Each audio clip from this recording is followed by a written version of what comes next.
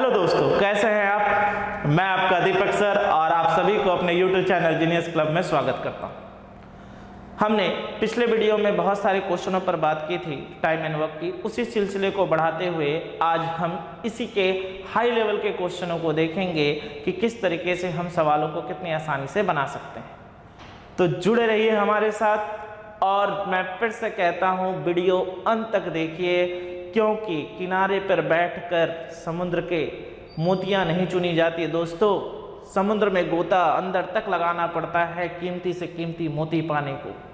उसी तरीके से वीडियो को अंत तक देखिए, तब आप समझेंगे कि कितने लेवल का क्वेश्चन दीपक सर आपके लिए लेकर आ रहे हैं। जब आप एक एक कदम एक एक सवालों को देखते हुए जाएंगे तो आपका कॉन्सेप्ट भी क्लियर होगा और साथ ही साथ आप मजबूत भी होते जाएंगे कि सवाल इस लेवल तक जा सकते हैं दीपक सर के साथ। क्या बात है। तो चलिए सिलसिले को आगे बढ़ाते हुए हम सीधे सीधे क्वेश्चंस की ओर बढ़ते हैं। तो आइए दोस्तों क्वेश्चन देखें क्या कहा गया है।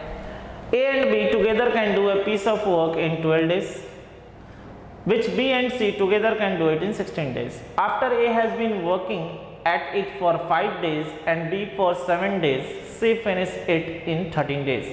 In how many days B could finish the work? क्या कहा गया है दोस्तों कि A और B मिलकर एक कार को 12 दिनों में कर सकते हैं, जिस कार को B और C मिलकर 16 दिनों में करते हैं। पहले इस पर A ने 5 दिन कार्य किया, फिर B ने 7 दिन काम किया तथा शेष बचे कार्य को C ने 13 दिनों में पूरा किया। तो B अकेले उस कार्य को कितने दिनों में क्या करेगा, समाप्त करेगा। आइए सवालों को देखें और समझे क्या कहा गया है। देखिए हमारे सवाल में क्या दिया गया है दोस्तों, A प्लस बी किसी काम को 12 दिन में करते हैं और फिर क्या कहा गया है, B प्लस C उसी काम को 16 दिन में करते हैं।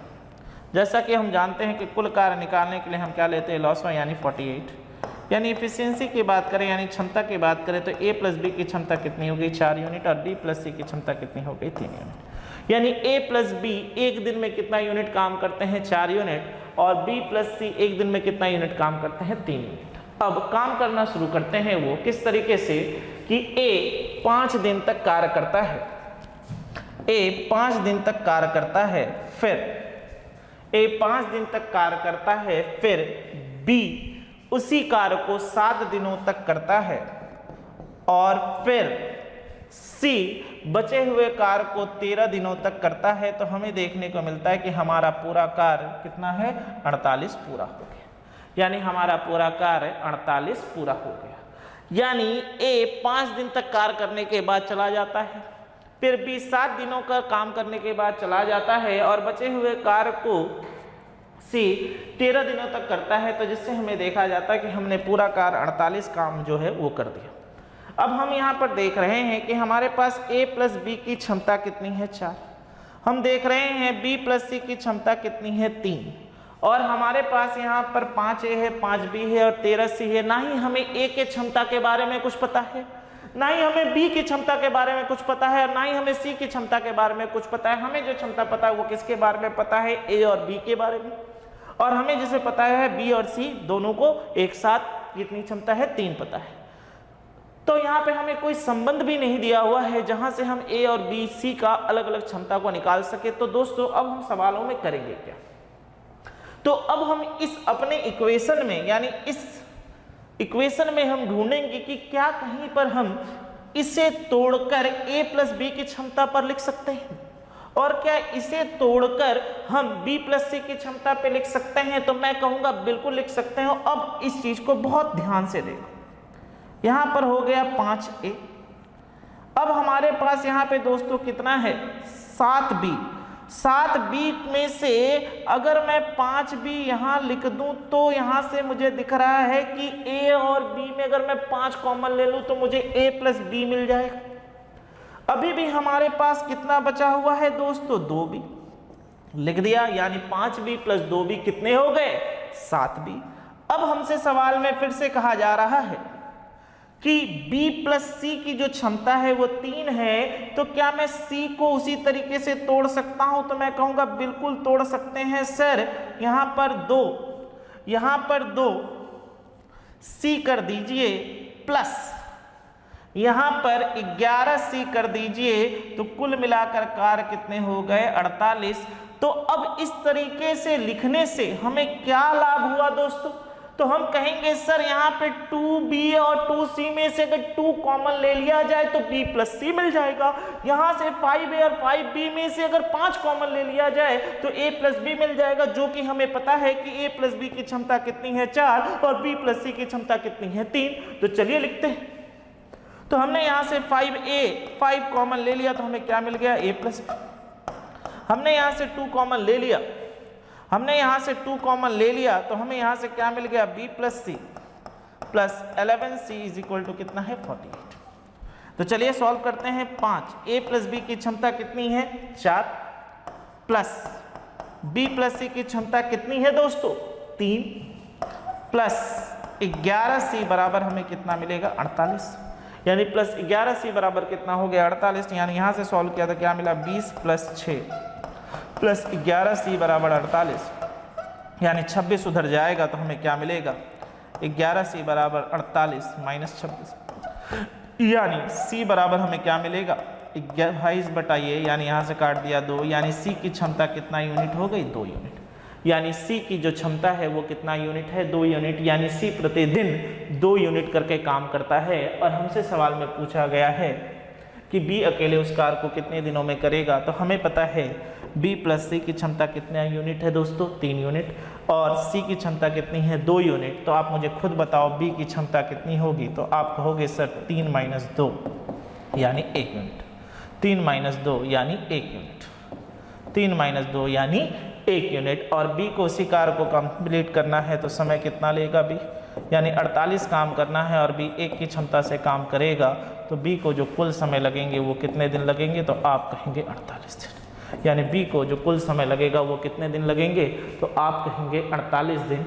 यानी सवाल का आंसर होगा क्या 48। तो चीजें समझ में आ रही हैं दोस्तों कि किस तरीके से हम धीरे धीरे करते हुए हर एक पार्ट के वीडियो को बनाते हुए, करते हुए, पढ़ते हुए किस तरीके से धीरे धीरे सवालों के लेवल को बढ़ाते हुए जा रहे हैं। आप बहुत बेहतर तरीके से अब समझ पा रहे हैं कि सवाल धीरे धीरे अपना लेवल किस तरीके से पकड़ रहा है। तो आइए बिना समय गवाए अब हम सीधे सीधे अगले क्वेश्चंस की ओर बढ़ेंगे और देखेंगे अगला क्वेश्चंस क्या है। आइए, क्वेश्चन में क्या कहा गया है दोस्तों? A and B together can do a piece of work in 12 days, which B and C together can do it in 2 by 3 days. After A has been working at it for 3 days and B for 4 days, C finished it in 7 days.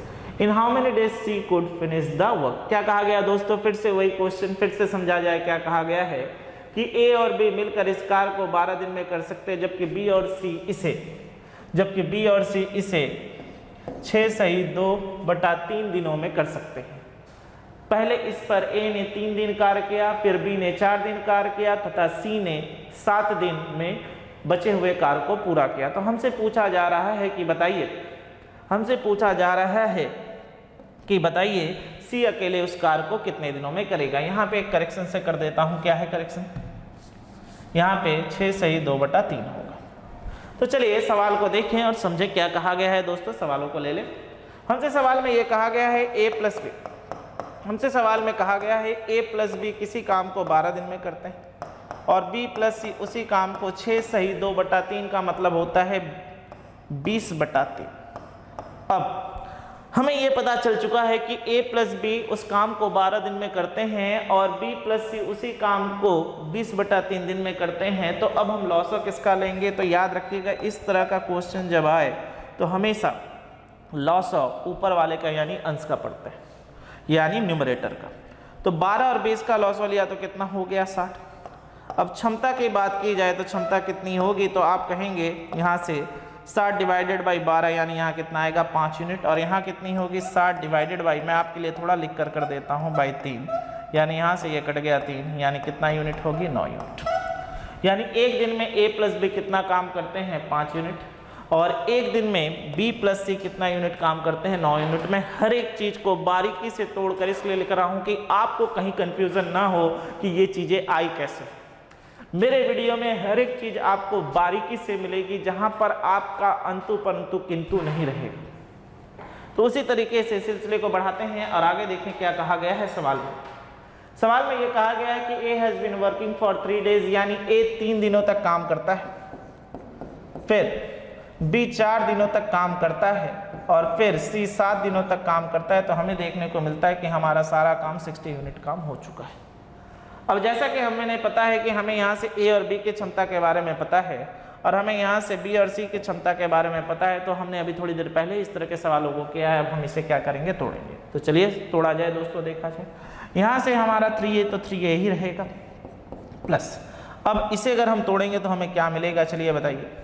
तो इसे अगर हम तोड़ेंगे तो हमें मिलेगा 3b plus b plus, अब इसे अगर हम तोड़ेंगे तो हमें क्या मिलेगा, यहाँ से देख लें, यहाँ से देख लें क्या मिलेगा, plus c plus 6c is equal to 60।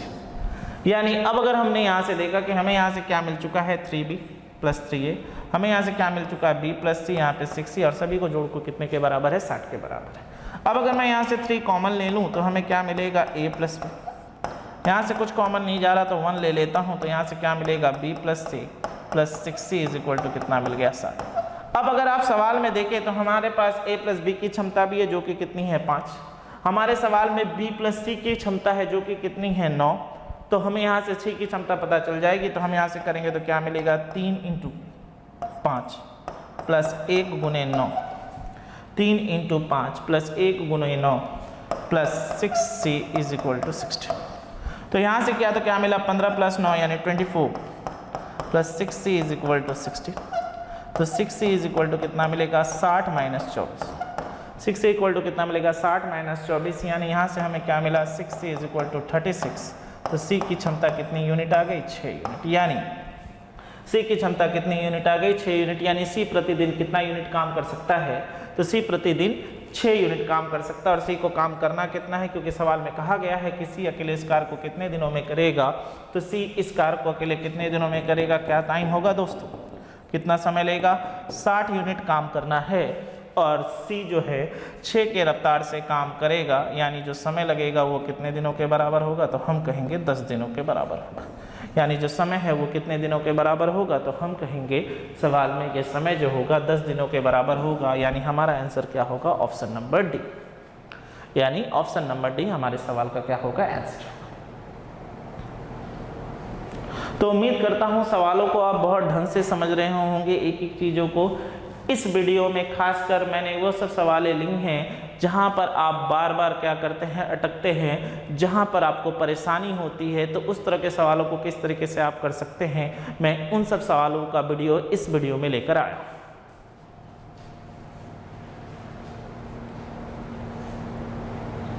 तो चलिए सिलसिले को आगे बढ़ाते हुए अब बढ़ते हैं हम अपने अगले क्वेश्चंस की ओर और देखिए अगला क्वेश्चंस क्या है। तो देखिए अगला क्वेश्चन क्या है दोस्तों, आई A can do a piece of work in 8 days which B can destroy in 3 days. First 4 days A alone does the work and after that B join for 2 days.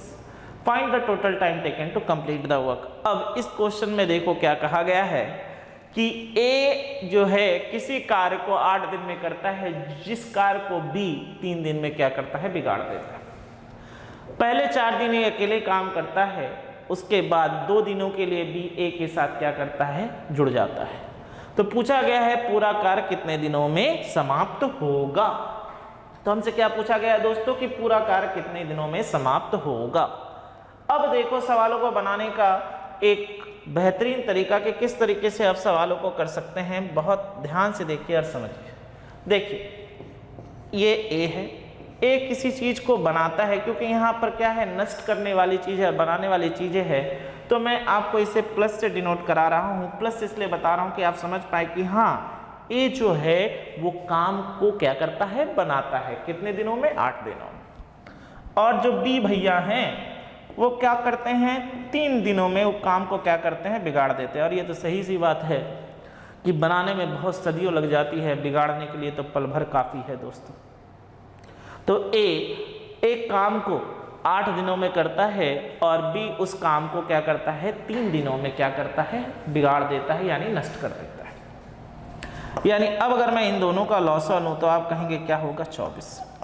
अब अगर मैं इन दोनों का लॉसा लूँ तो आप क्या कहेंगे 24। माइनस साइन किस लिए दिया है कि माइनस साइन से हमें ये पता चले कि हाँ बी काम बना नहीं रहा, बी काम क्या कर रहा है, बिगाड़ रहा है। तो अब बात करते हैं क्षमता। तो अब बात करते हैं क्षमता की। तो अगर आपसे पूछा जाए कि ए हर एक दिन में कितना काम बना रहा है तो आप कहेंगे सर 3 यूनिट काम ए बना रहा है।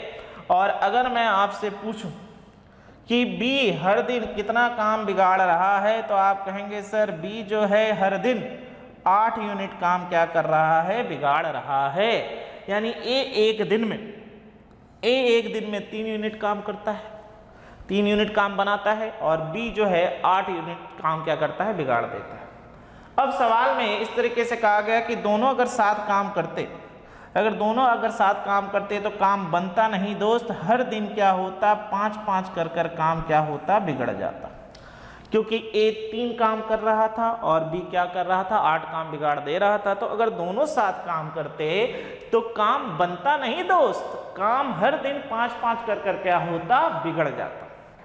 अब आइए यहां तक हमने जाना। अब सवाल के कंडीशन में क्या कहा गया वो पढ़ लो कि पहले 4 दिन ए अकेले काम करता है। तो चलो भैया ले लो, यानी ए जो है 4 दिन अकेले काम करता है तो ए 4 दिनों में कितना काम करेगा, 3 यूनिट के हिसाब से ए 4 दिनों में 12 यूनिट काम करता है।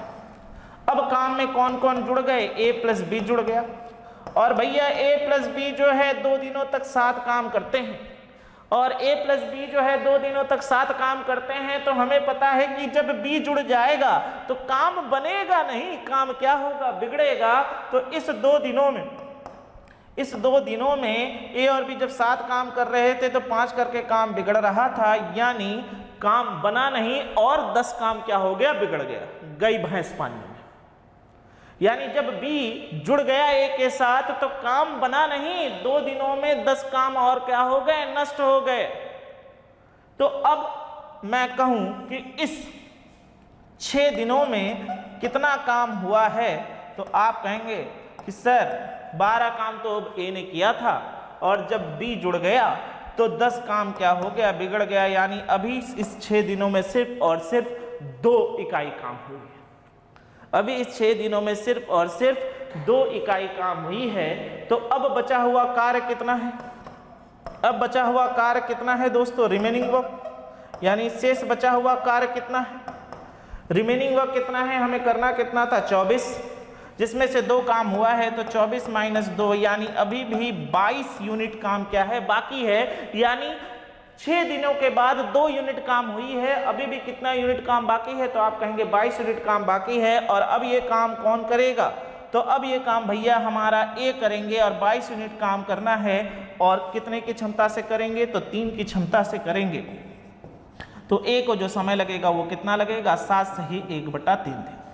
यानी ए जो बचा हुआ कार्य है वो कितने दिनों में कर पाएंगे, 7 सही 1/3 दिन। तो हमसे क्या पूछा गया है, हमसे पूछा गया है कि ये पूरा कार्य कितने दिनों में होगा। तो आप खुद बताएं 6 दिन इधर प्लस 7 सही 1/3 दिन इधर, यानी 13 सही 1/3 दिनों में ये पूरा का पूरा काम क्या होगा, हो जाएगा। यानी ऑप्शन नंबर क्या होगा, डी होगा।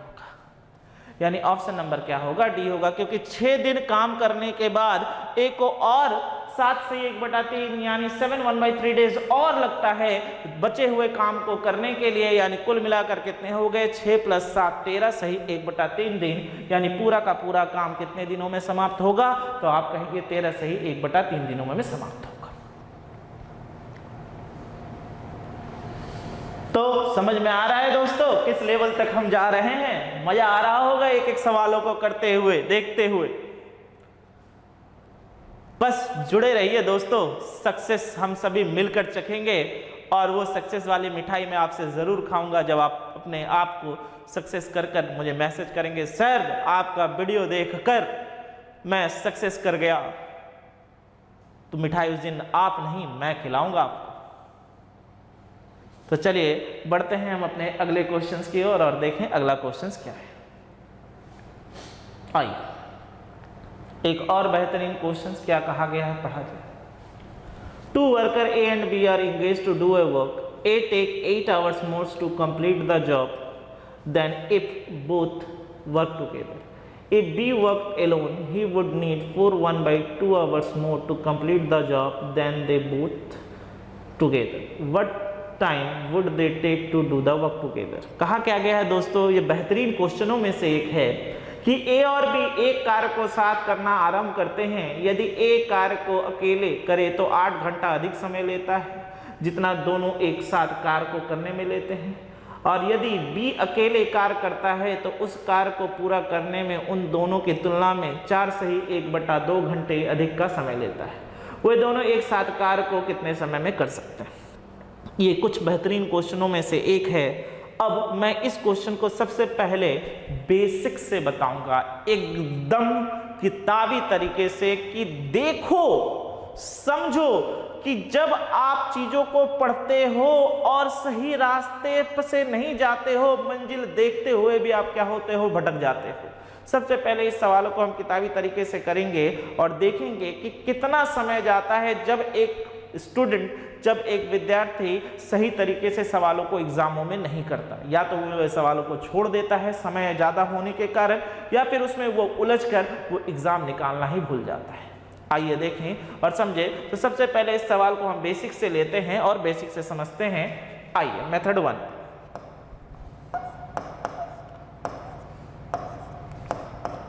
मेथड 1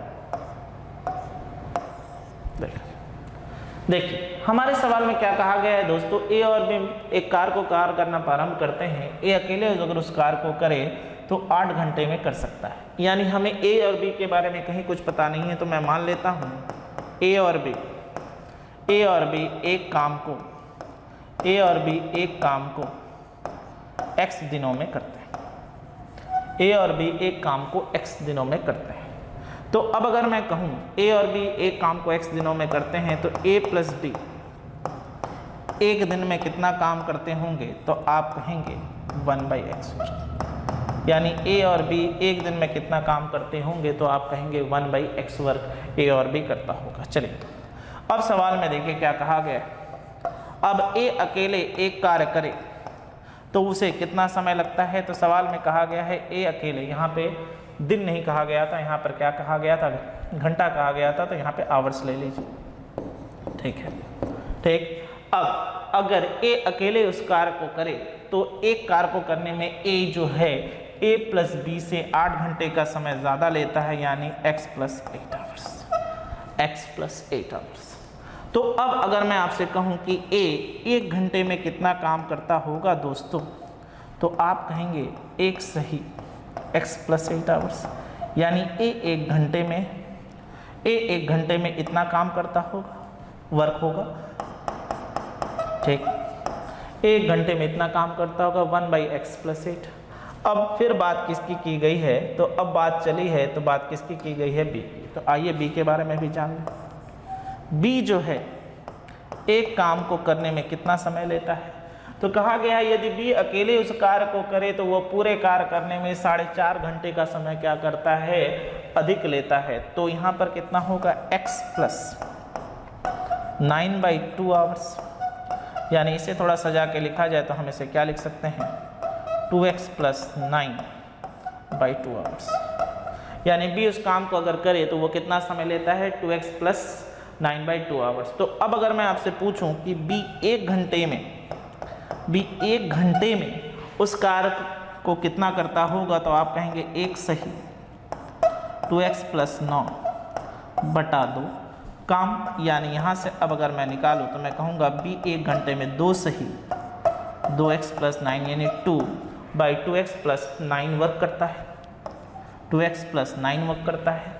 तो अब देखें दोस्तों और समझें कि हमारे पास क्या क्या आ चुका है। तो हमारे पास a प्लस बी का एक दिन का काम आ चुका है, हमारे पास a का भी एक दिन का काम आ चुका है, और हमारे पास b का भी एक दिन का काम आ चुका है। तो क्या अब मैं लिख सकता हूँ क्या कि a का एक दिन का काम 1/x प्लस 8 प्लस b का एक दिन का काम 2/2x प्लस 9 इन दोनों का जो एक दिन का काम है वो हमारे सवाल में 1/x के बराबर है, क्योंकि a प्लस बी एक दिन में 1/x काम करते हैं। तो अब अगर हम यहाँ से LCM यानी लॉसवा ले ले तो क्या मिलेगा, x + 8 इंटू 2x + 9, यानी यहाँ से सॉल्व किया तो क्या मिला दोस्तों, 2x + 9 plus 2x + 9 plus 2x + 16 is equal to 1/x। यानी यहाँ से क्या है तो क्या मिला दोस्तों, यहाँ से क्या तो मिला 4x + 25 इंटू x बराबर x into 2x 2x² plus 9x plus 16x plus 72 plus 16x plus 72। यानी अब यहाँ से क्या तो हमें क्या मिला दोस्तों, 4x² प्लस 25x बराबर 2x² प्लस 25x प्लस 72। यानी 25x से 25x कैंसिल, 2x² इधर ले लीजिए तो क्या मिलेगा, 2x² = 72, तो 2 से काट दीजिए 36, तो x = कितना मिलेगा, √36। यानी आंसर कितना आएगा, 6 आवर्स। यानी आंसर कितने घंटे हो गए, 6 घंटे। यानी ये वो तरीका हो गया जो आपको हमेशा किताबों में मिलता है, जो पढ़ाया जाता है। अब जब आप इस सवाल को इस तरीके से बनाएंगे, जब आप इस सवाल को इस तरीके से बनाएंगे तो आप यही कहोगे ना कि सर इससे बेहतर है कि हम या तो सवाल को छोड़ दें या फिर एग्ज़ाम में अगर ये सवाल पकड़ूँ तो हमारा एग्ज़ाम निकालना क्या है, नामुमकिन है। यानी हमारा आंसर कितना है तो 6 दिन, यानी एग्ज़ाम निकालना क्या है, नामुमकिन है। ऐसी बात नहीं है, ये तो तब तक था जब हम और आप मिले नहीं थे। अब हम और आप मिले हैं तो कुछ तो बात बनेगी ही ना। तो आइए इसी सवाल को बनाने का अब मैं अपना तरीका दिखाता हूं कि जिस सवालों को आप 2.5 मिनट 3 मिनट में करते हैं वो सवाल 2 सेकंड का भी नहीं है। बस और बस लॉजिक और कॉन्सेप्ट पकड़िए। क्या है लॉजिक कॉन्सेप्ट, जान लिया जाए दोस्तों। चलिए तो देखिए दोस्तों, अब इसे बनाने का क्या तरीका है, तो तरीका जानते हैं कि किस तरीके से इस सवाल को जो 2.5 से 3 मिनट लगता है, अगर आप कॉन्सेप्ट से सवालों को समझ लो तो वो 2 सेकंड का भी नहीं। देखिए इस तरह के सवालों में कहा क्या रहता है, इस तरह के सवालों में ए के बारे में बात की हुई जाती है, इस सवालों में बी के बारे में बात की हुई होती है और इस सवाल में ए प्लस बी दोनों को साथ मिलकर बात की होती है। ठीक, अब सवाल में कुछ इस तरीके से कहा है कि मान लेते हैं कि ए प्लस बी जब मिलकर काम करते हैं तो किसी काम को करने में x घंटे का x दिन का समय लेते हैं। अब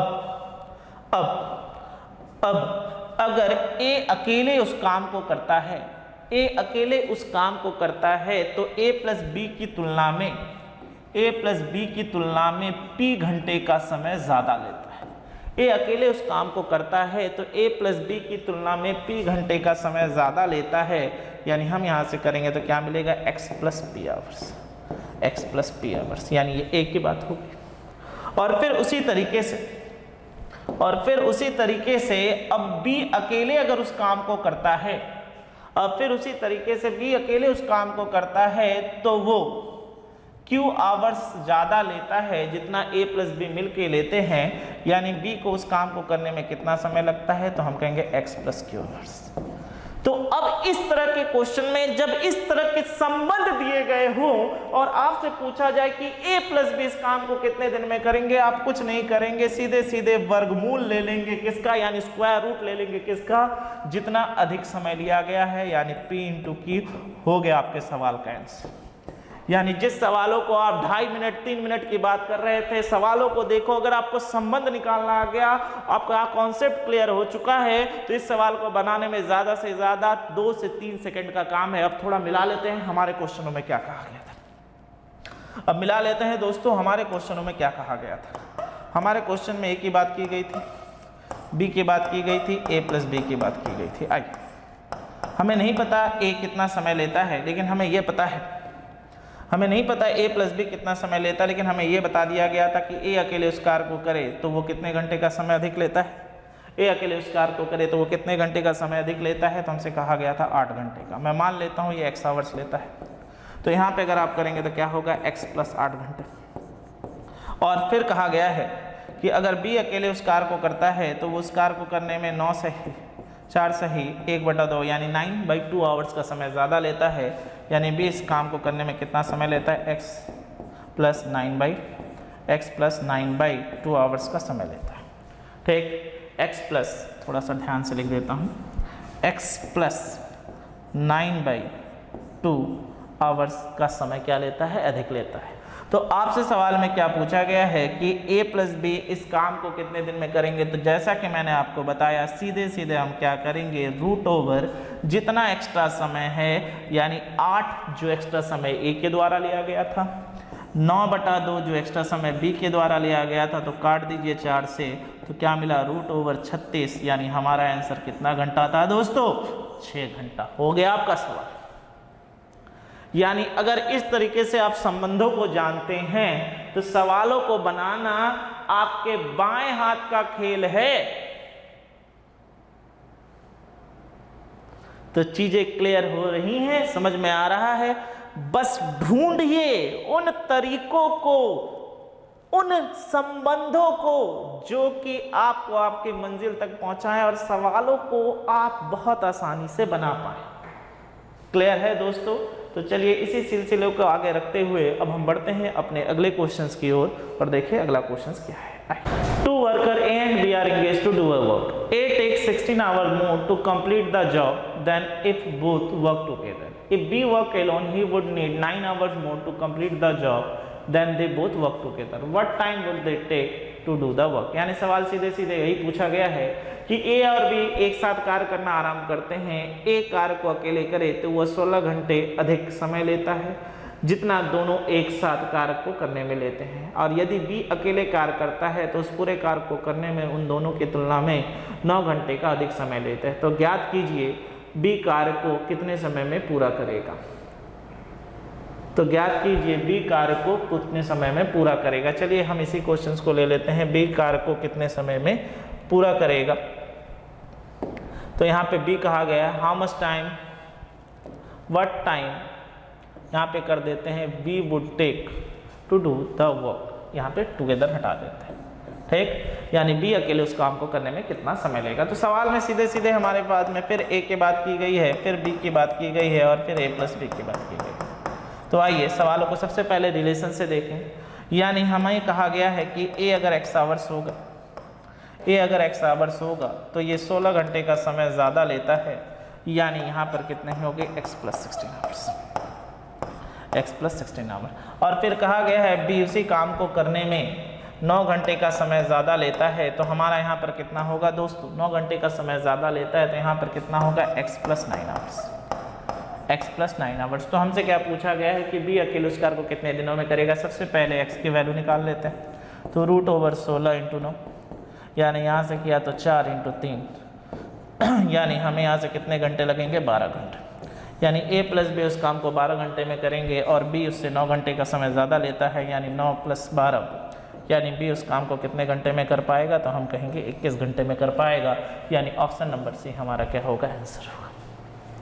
यानी ऑप्शन नंबर सी हमारा क्या होगा, आंसर होगा। तो चीज़ें क्लियर हो रही हैं किस तरीके से संबंधों को, रिलेशंस को जानते हुए आपको सवालों को पढ़ना है।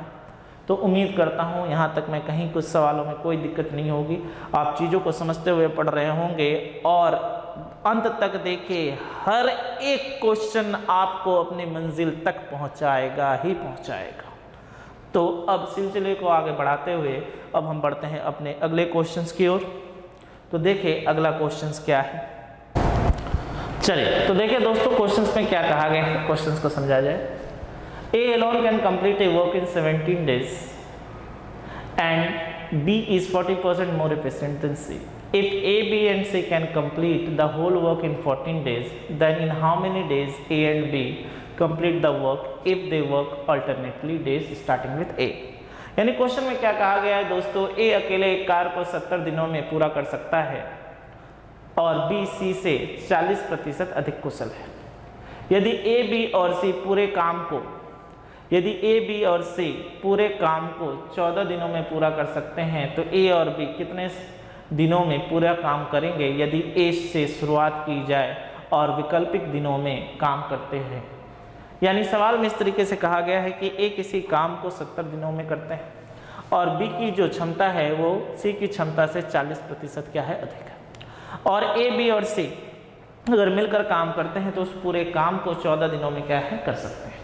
तो पूछा गया है कि ए और बी अगर बारी बारी से यानी वैकल्पिक दिनों में काम करे और शुरुआत ए करे तो वो काम को कितने दिनों में कर पाएंगे। तो सबसे पहले हम यहाँ पर देख लेते हैं, बात कर लेते हैं ए और की बात तो की गई है बी और सी की, यानी ये हम ले लेते हैं बी और सी, यानी क्षमता की बात कर लेते हैं।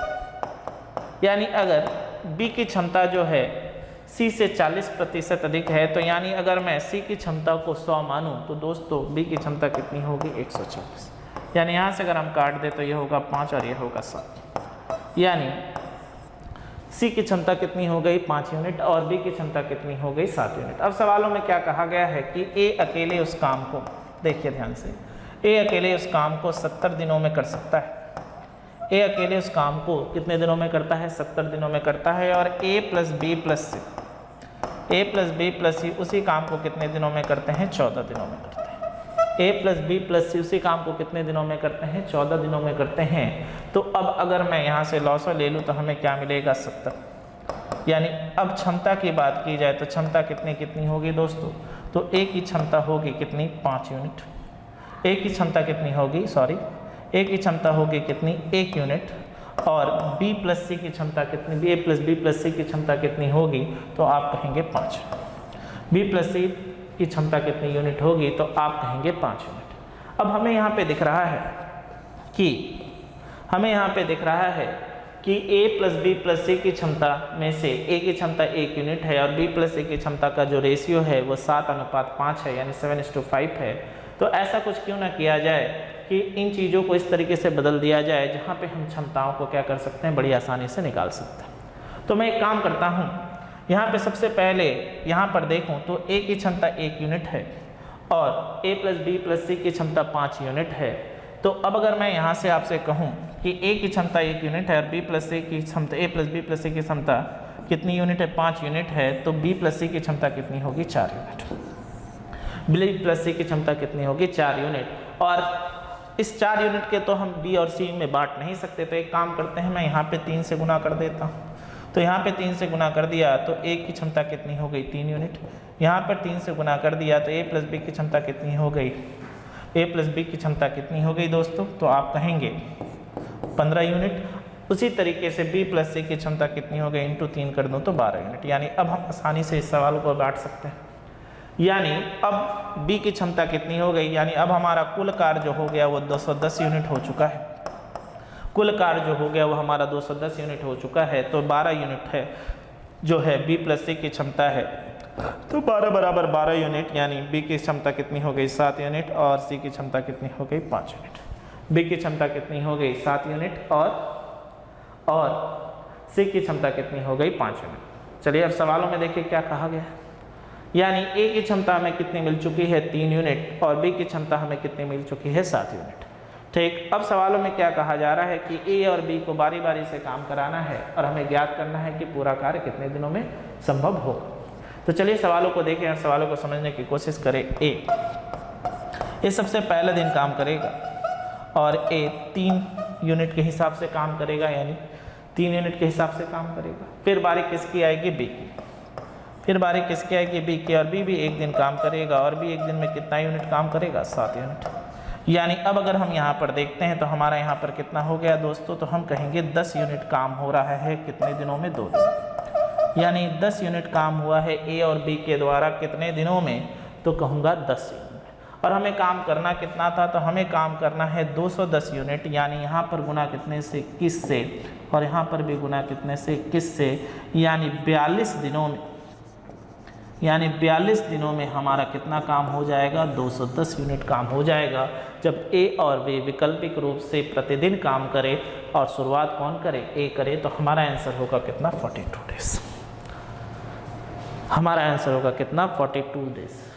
देखिए चीज़ों को समझिए, देखिए किस लेवल तक आप जा सकते हैं और किस लेवल तक सवालों को बनाया जा रहा है।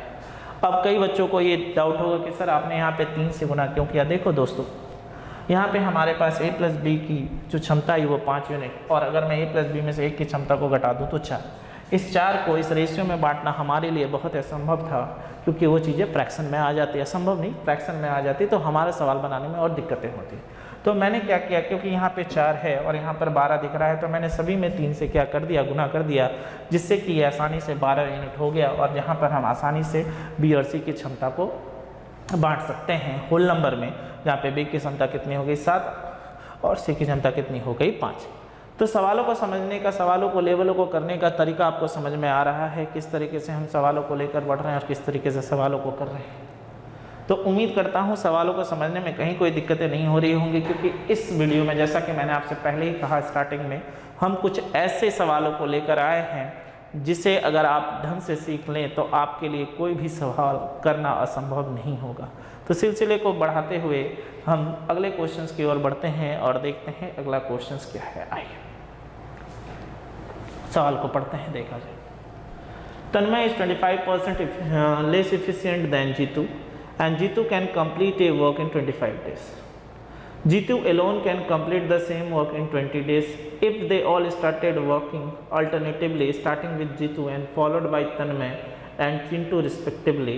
Then find in how many days the work will be completed. सवाल में क्या कहा गया है कि तन्मय जीतू से 25% कम कौशल है और जीतू 25 दिनों में एक काम पूरा कर सकता है। यदि चिंटू अकेले उसी कार्य को 20 दिनों में में पूरा कर सकता है, यदि वे सभी वैकल्पिक रूप से जीतू से शुरुआत करते हुए काम करना शुरू करते हैं और उसके बाद क्रमशः तन्मय और चिंटू से, तो ज्ञात कीजिए कार्य कितने दिनों में पूरा होगा। तो चलिए दोस्तों बनाते हैं। बेहतरीन सवालों में से कुछ एक है और भी ले लिया जाए, देखा जाए क्या है। तो हमारे सवाल में तन्मय की बात की जा रही है और हमारे सवाल में जीतू की बात की जा रही है। हमारे सवाल में ये कह दिया गया है कि तन्मय जो है जीतू से क्या है 25% कम कौशल है, यानी जो तन्मय है जीतू से 25% कम कौशल है। इसका मतलब ये है कि तन्मय किसके ऊपर निर्भर कर रहा है, तो आप कहेंगे जीतू के ऊपर। तो आइए इनकी क्षमताओं का अनुपात कितना होगा, तो हम कहेंगे जीतू अगर 100 होगा दोस्तों तो तन्मय कितना होगा 75, यानी जीतू अगर 100 होगा दोस्तों तो तन्मय कितना होगा 75, यानी उनके क्षमता का यानी एफिशिएंसी का जो अनुपात होगा वो कितने के बराबर होगा, तो आप कहेंगे 3:4 के बराबर। आप कहेंगे 3:4 के बराबर होगा। कितने के बराबर होगा 3:4 के बराबर। और हमसे सवाल में ये कह दिया है कि जीतू किसी कार्य को करने में 25 दिन लेता है। तो अब आइए जीतू किसी कार्य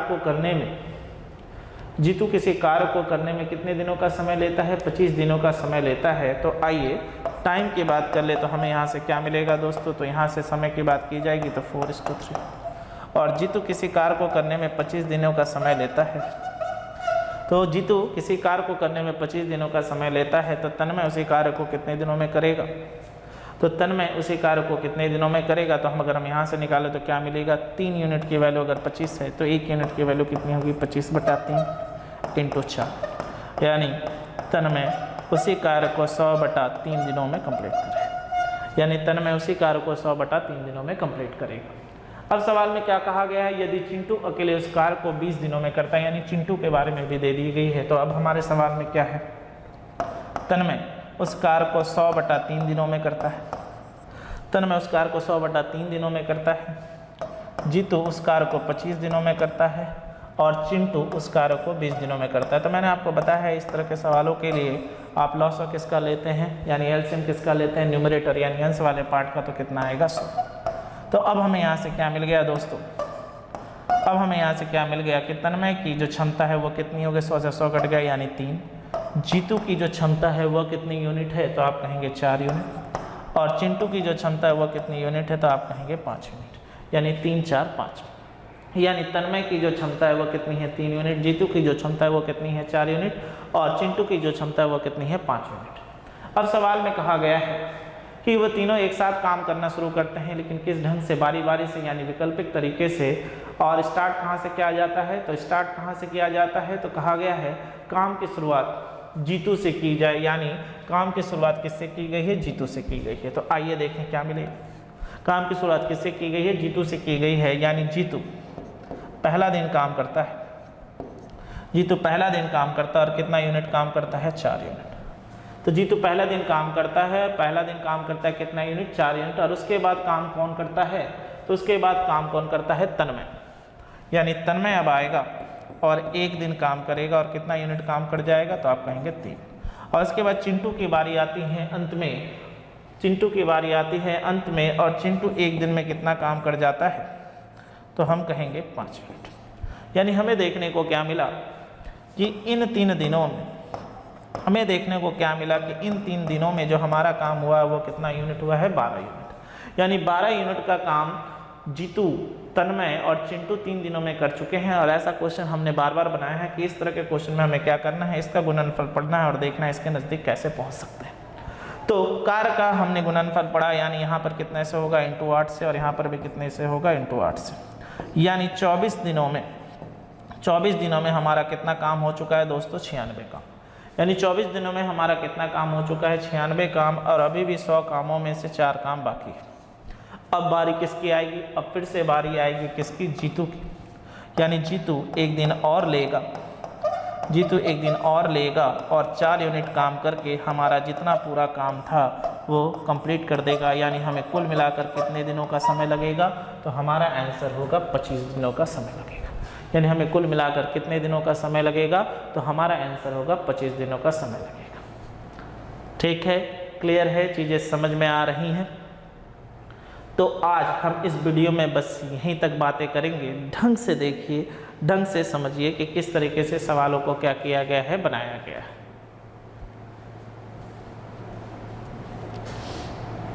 तो उम्मीद करता हूँ इस वीडियो में आप बेहतर तरीके से समझ चुके होंगे कि हम किस लेवल तक जा सकते हैं और कितने अच्छे अच्छे सवालों पर बात आज हमने की। इस वीडियो को अंत तक देखिए, क्योंकि मैंने बार बार कहा है जब तक आप समुद्र के अंदर गोता नहीं लगाएंगे तब तक मोती नहीं मिलेगी। दोस्तों, जब तक एक एक सवालों को पूरा वीडियो ना देखते हुए आप आगे बढ़ो तब तक आप किसी से लिंक भी नहीं कर पाओगे और चीज़ों को समझ भी नहीं पाओगे। अब ये सब क्वेश्चन आज के समय में कॉमन हो चुका है, इसलिए मैं बार बार कहता हूँ कि अपने कॉन्सेप्ट को अच्छा कीजिए और हम और आप मिलकर सक्सेस की मिठाई को चखें।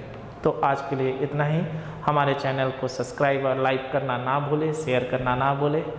धन्यवाद दोस्तों।